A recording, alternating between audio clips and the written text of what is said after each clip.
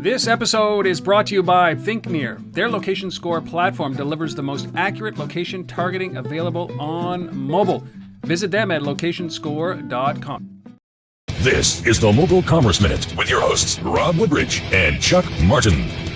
You have found the Mobile Commerce Minute. My name is Rob. And my name is Chuck. So a typical week in the life of beacons, there is money earned because of beacons, and there is money going into the beacon companies. Yes, it's not just money happening in beacons, it's uses, numbers, features all over the map. If you look at what happened recently was Boston-based Swirl, which is here and where I am, they just got $18 million more from Hearst Ventures, SoftBank, and Twitter Ventures, bringing the total funding to $32 million. So that is borderline serious money for beaconing. That's a joke, obviously. That's a very serious amount of money for beacons. And what Swirl's going to be doing is expanding from their 30, 40 people to somewhere double, triple that over the next period of time.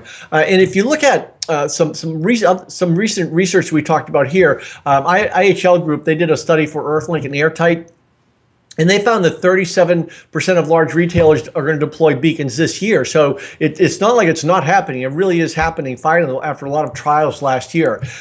If you look at Swirl, their beacons are at Lord & Taylor, Hudson's Bay, Urban Outfitters, Marriott, Alex Nanny, and Timberland, all of which I've personally tested and tried, and we've talked about all of those here.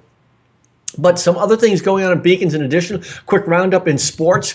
Beacons from Radius Networks have been installed in the arena where the Nashville Predators faced the Chicago Blackhawks just a few days ago. And they had 200 beacons put in there that they could trigger coupons, videos, and other location-based content.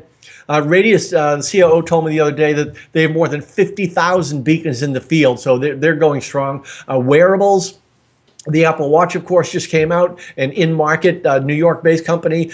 You can now use the Watch in Marsh supermarkets. There are 50 or 60 of those where you can basically get beacon messages on your wrist. IoT, a subsidiary of Swatch, Internet of Things, of course, a subsidiary of Swatch introduced a beacon with an integrated accelerometer to enable motion, context-aware applications, so it could send movements, vibrations, and acceleration, which means when you put this beacon on a person, the beacon can track proximity and motion via the smartphone app.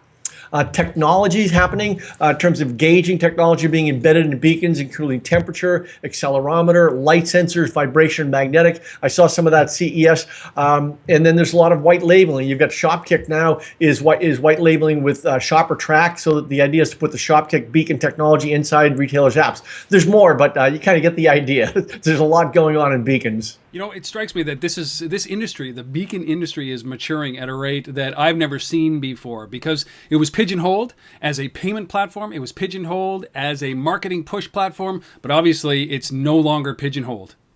Right. What's happening is people have learned over the last year. They did a lot of experimentation. They learned what beacons can actually do. They're really just transmitting a radio signal, essentially. But what they're finding out is that they can do a lot on the other end, on the smartphone end. And there's a lot of innovation now based on the learnings from last year. Don't forget to come back for our next episode.